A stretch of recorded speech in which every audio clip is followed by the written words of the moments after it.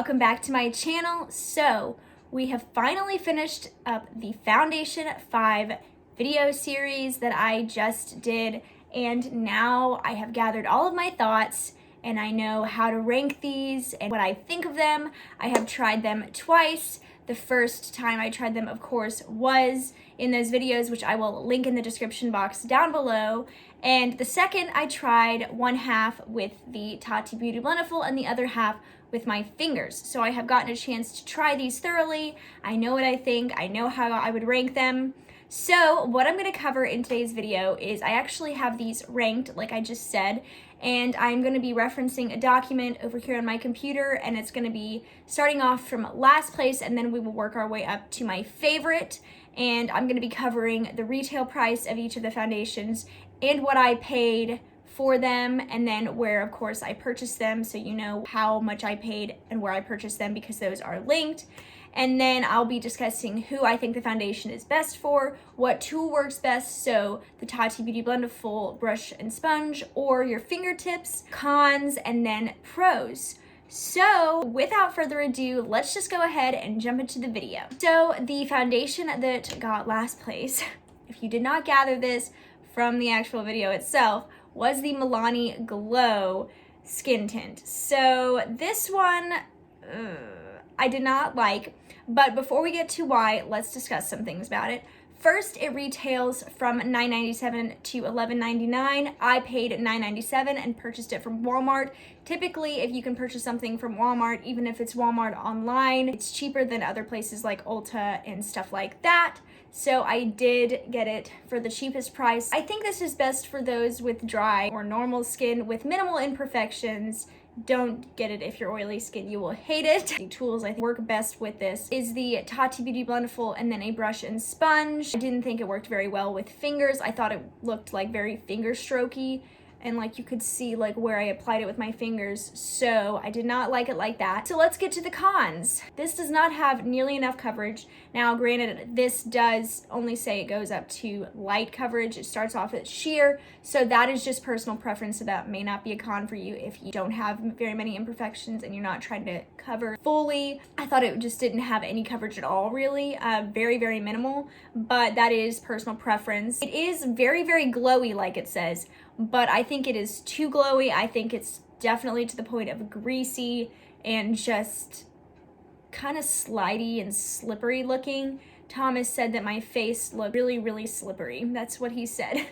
He was like, it looks like it's gross. I was like, thank you. This is definitely not long lasting, especially in the second application of it. It started kind of just falling into smile lines weird, and it got like super greasy really fast. Of course, even powdering it didn't really help mattify it. It kind of didn't do anything because this is extremely, extremely glowy. So it's not long lasting at all. And it does have a very weird smell. It smells like rice water mixed with coconut, which is very odd, by the way. I think that this is a little bit too expensive, even just for a drugstore foundation, because it does get up to $11.99 for something that has seemingly no coverage pretty much. I think that a good foundation alternative that is not from this series is actually the Wet n Wild Photo Focus Dewy Foundation. I think it has slightly more coverage than this. I feel like it does what this one wants to do, if that makes sense. It's a little bit longer lasting and it covers just a little bit more. It's not full coverage by any means. It's definitely light coverage. And I think that it's just overall a better foundation, so I would go with that over this one. Plus, it's only like $5.99, sometimes $4.99, depending on where you get it. I'll put it on the screen if I haven't already. This one just didn't do it for me, and I don't even have any pros for it. I tried really hard to find some positives about it and failed. I did not find anything good about it. The one that came in fourth place was the Revlon Light Cover Foundation. So this one retails for $10.98 to $13.99. I paid $12.99 and purchased it from Ulta. That price tag is a little bit steep for me, and we'll get to that. I think this is best for those with normal skin with minimal imperfections. I think that if you have oily skin and you don't have like breakouts or anything like that, this might be nice for you as well, because it's not full on mattifying, but it's a natural like finish. And if you don't have like really anything to cover, but you do have very oily skin, this could kind of help keep the oil at bay in my opinion. So I think that this works best with a brush and sponge or fingers. This did not work well with the Tati Beauty Blendiful. You could even see that in the application portion of this video. It just kind of looked patchy and weird on that side especially. So the cons, like I said, I think this is pretty steep in price. The fact that this starts off at $10.98 is a little extreme in my opinion for a drugstore foundation. I think that this should probably start off at about $7.99. I know Revlon gets a little bit proud of their stuff, kind of like L'Oreal does, I'm just saying.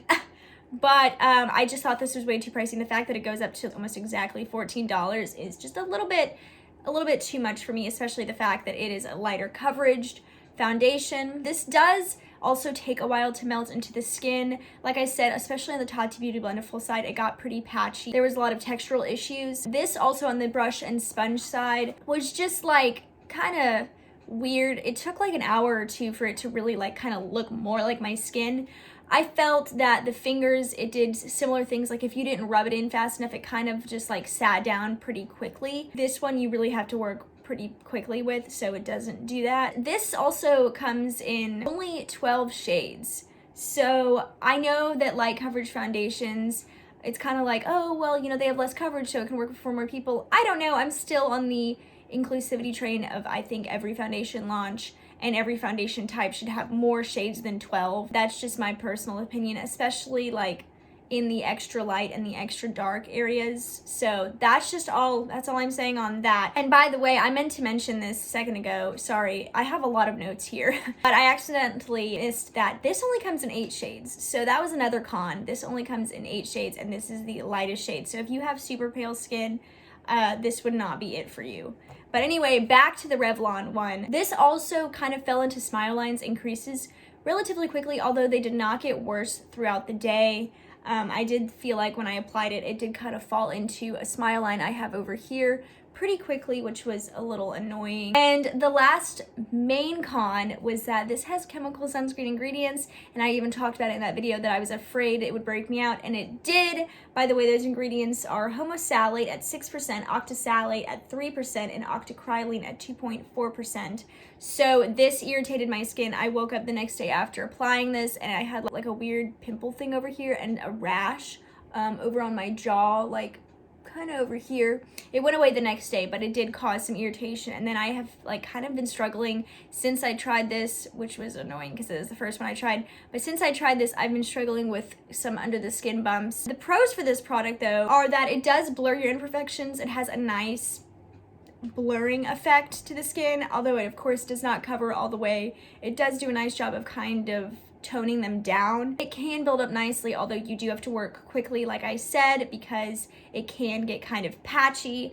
And it is relatively long lasting. I felt that this one actually lasted a decent amount. Like I said, the smile lines didn't get worse. They just sank into the smile lines pretty quickly after initial application. But this one was relatively long lasting, which I liked. So the one that got third place was the Wet n Wild Tinted Hydrator. I did, as you can see, get a lighter shade. This is in the shade Fair.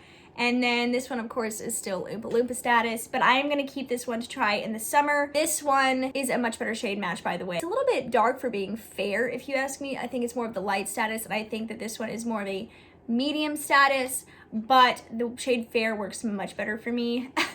Just saying. Who I think this is best for is those with normal dry to combination skin, but not oily. This one will literally make you look so oily because it's a tinted hydrator. It's very, very dewy. So if you have minimal blemishes, I think that this will work great for you. One layer and you'll be good. I did get this up to medium coverage both times I tried it. In the video, it looked very beautiful other than the shade match of looking like I had peanut butter on my face. But this one I did build up to like a medium coverage and I thought it looked very pretty like that. So the tools it worked best with were the Tati Beauty Blendiful brush and sponge and the fingers. Mainly brush without sponge, but if you did need to like kind of get rid of some brush strokiness, you could use a sponge. but it looked fine in my opinion with just a brush. You didn't really, like, it didn't have too much brush streakiness or anything like that. Fingers, it did work pretty nicely, especially if you wanted less coverage. This is more of a customizable product where you can kind of build it up if you want to, or you can keep it more sheer to light if you want to as well. So some of the cons, this was not very long lasting. It made it to about the 5-hour mark and started to really break down and fall apart, and it started to get a little bit greasy, and you can see that in the video as well. This one also only comes in 12 shades, with the color light being more medium status in my opinion, like I said, and I don't think it goes nearly deep enough, so that's another thing which is kind of annoying. But some pros: this smooths out the skin very nicely, looks very, very good. Pretty inexpensive, from $4.99 to $5.99. This one I did get for $4.99 from Target, so that is really awesome.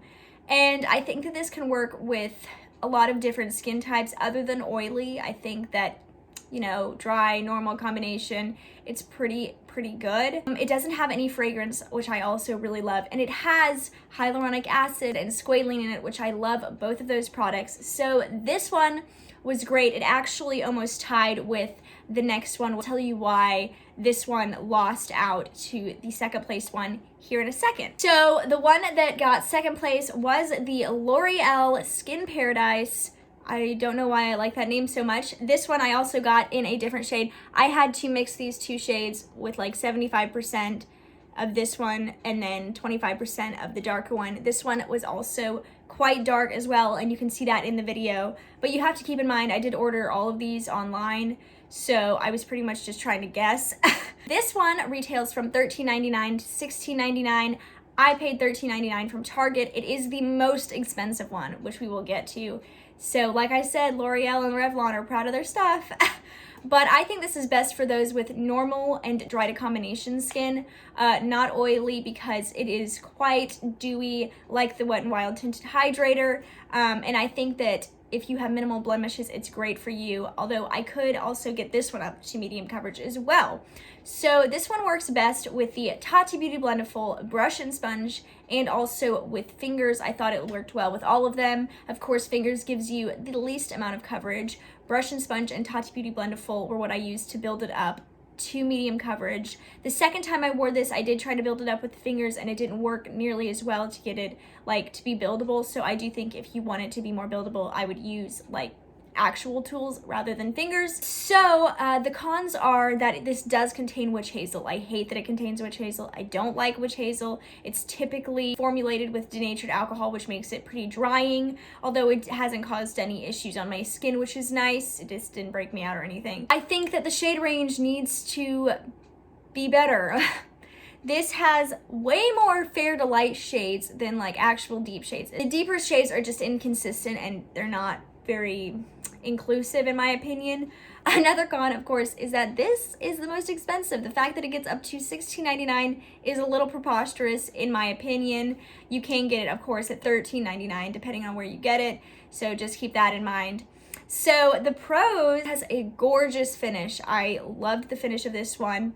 It just looked really nice. It was also long lasting, and this is the reason why it won over the Wet n Wild Tinted Hydrator, because the Wet n Wild Tinted Hydrator and the Skin Paradise were actually very similar in performance, especially on both applications. Like the second time I applied both of them, they were pretty similar, but this one's long lasting and the Wet n Wild one is not. So that is why this one won second place. Contains aloe vera, which I love, so that's great. And also this one had other products apply very, very nicely over it. I thought that out of the other three that I have discussed thus far, this one had products apply over it just beautifully. The Wet n Wild, of course, had products apply over it pretty as well, but this one just knocked it out of the park on that. So if you haven't guessed it yet, what won first place was the Essence Pretty Natural Hydrating Foundation. I love this foundation. This is an amazing foundation. But let's get into some things first. This retails for $16.99 everywhere. I purchased it at Ulta. I love that it's only $6.99. And I think this is best for pretty much everyone except for those with cystic acne, which I talked about, because this is a light cover one. And if you have acne scarring, you can build it up to light to medium or medium coverage, and I think it looks so nice. It works best with the Tati Beauty Blendiful brush and sponge, and then I thought it actually worked pretty nice with fingers too, so that was great. I don't typically apply my foundation with fingers, but I did try it out for the sake of this video. Cons, the only one I could really come up with was it wasn't full coverage, but it doesn't claim to be full coverage. It claims to have natural coverage, which is more of a light to medium coverage, but it's not really a con in my opinion. It doesn't claim to be that. And the pros, it's inexpensive, so it's $6.99. That's cheaper than like the other ones, especially the Revlon one and the Milani one and the L'Oreal one. It was very buildable, and I got it up to medium coverage, and I think I would just stop at that, by the way. And this had the most shades in its range, which were still not enough, but it had 16 shades, which is better than the other ones that have been discussed in this video and tried out. This also blurs out skin texture and imperfections, so although it is not full coverage, it does a very nice job, especially when you work it with a primer. It just does a very nice job of just like smoothing everything out and making you look more blurred. This, in my opinion, had the best finish. Because of that, it was pretty long lasting. It was a natural finish as well as being natural coverage, so it had like a satin or just like natural finish. It wasn't, I said natural finish like 20 times, but it wasn't dewy or overly matte or anything like that. And honestly, out of all of them, this was the best color match, and I really liked it. I got this, by the way, in the shade Neutral Vanilla, and it was a very good color match for me. Like I said, this was long lasting. This one also had things go over it very nicely, and because it was more of a natural finish, it set down really nicely. And I think that you could even get away with not powdering this one if you're not a big powder person, but you still want to apply like a powder bronzer over it. I think you could definitely get away with that with this product. And I also really like that it contains hyaluron and aloe vera, and I just really liked this one. This one is what I feel like this one wants to be. So just saying, these two kind of are trying to do the same thing with the lighter cover and everything, but this one applies much nicer, plus it's much cheaper. So let's get into, if you were looking for a specific finish, which ones, of course, I think will be best for you. If you were looking for a glowy finish, I would go with the L'Oreal Paradise or the Wet n Wild Tinted Hydrator one over the Milani Glow, because those are pretty much doing what this one kind of wants to do, in my opinion, and I think they do it better. And if you were going for a more satin matte or natural finish, like I said, go with the Pretty Natural over the Revlon light cover. This one is trying to be this one, I think. This one is what this one wants to be. Plus, this one is way cheaper, and honestly, I just like it much better anyway. I hope that you guys liked this video and this series. I hope this wrap-up video kind of helped you see like my opinions on it and kind of helped you decide on which one you want to try out, if you want to try out any of these foundations. I really enjoyed doing this series and testing out so many different products. It was really fun for me. You know, I really like to test products, but getting to do it 5 days in a row and getting to share it with you guys and do wear tests so you guys could see was fun, and I can't wait to do it again. I will of course be doing them in the future, so look out for more Foundation 5 videos. In the future, I won't be doing them in the near future, but they will be coming at some point. But anyway, I think that is it for now. So if you guys liked this video and this series, please give it a thumbs up. Go check out the other videos that preceded this video, because I think that that will really help you understand it if you have not seen those yet. I hope you guys come back for more of my videos and hit the notification bell so you can see when I upload more content. I do beauty, lifestyle, fashion videos are coming up, by the way. And yeah, subscribe to my channel if you're not already. I hope you guys have a great rest of your day, and I'll see you in the next video. Bye, guys.